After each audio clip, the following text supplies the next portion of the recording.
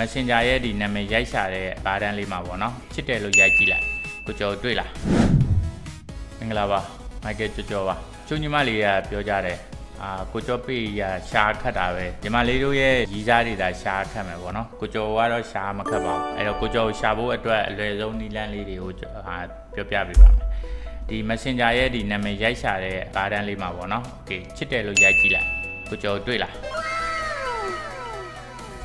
မတွေ့ဘူးလားโอเคဘယ်လိုလုပ်တွေ့မလဲကိုကျော်ချစ်တယ်လို့မှမပြောဘူးလားအဲ့တော့ဘလော်ထားတဲ့ရီစားဟောင်းတွေတော့အများကြီးပေါ်လာလိမ့်မယ်နော်โอเคတကယ်ပြောတာစမ်းကြည့်ပါမိုက်ကယ်ကျော်နဲ့အလုပ်လုပ်ဘူးတဲ့သူတွေအတွက်ရှားရလွယ်တဲ့နီလန်းလေးတွေကျွန်တော်အမှန်ကန်သင်ပေးပါမယ်မနာဘူးအဲ့တော့ခုနက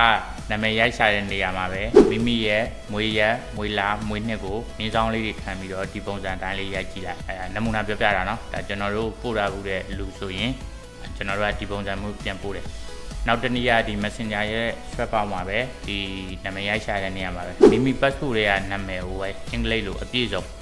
ရိုက်ကြည့်လိုက်ပြီးသွားတဲ့ခါကျရင် Michael ကျော်ဆိုတာပေါ်လာလိုက်တယ်